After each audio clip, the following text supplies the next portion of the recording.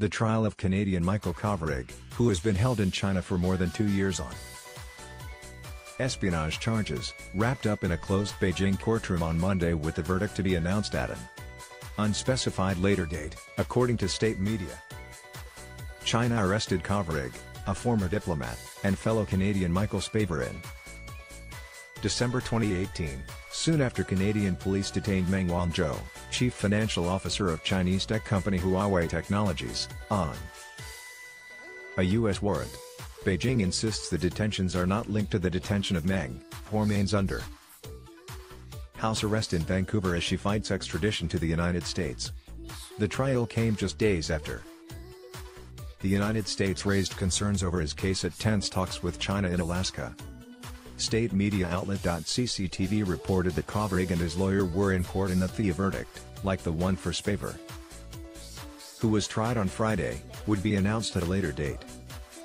"We've requested access to Michael Kovrig's hearing repeatedly, but that access is being denied for national security reasons," Jim Nichol, charged affairs of Canadian embassy in China, told reporters outside the Beijing court after the trial began. "Now we see that the court process itself is not transparent. We're very troubled by this." Nichol said Canada would be registering its protest at the lack of access to China's foreign ministry. In a show of solidarity, 28 diplomats from 26 countries, including the United States, Britain, Germany, Australia, Netherlands, and Czech Republic, turned up outside the Beijing No. 2 Intermediate Court on Monday, where there was a heavy police presence. U.S. President Joe Biden and Secretary of State Antony Blinken have said that in dealing with the cases of Michael Kovrig and Michael Spavor, the United States will treat these two individuals as if they were American citizens, William Klein, charged affairs of the U.S. Embassy in China, told reporters as he stood beside Nichol. "Solidarity. We are here to show solidarity. Arbitrary detention is not the way," another diplomat told Reuters, declining to be named as she was not authorized to speak on the record about the trial. The Canadian side had assembled a group of diplomats to point fingers and was wantonly interfering in China's judicial sovereignty, said Chinese Foreign Ministry spokeswoman Hua Chunying.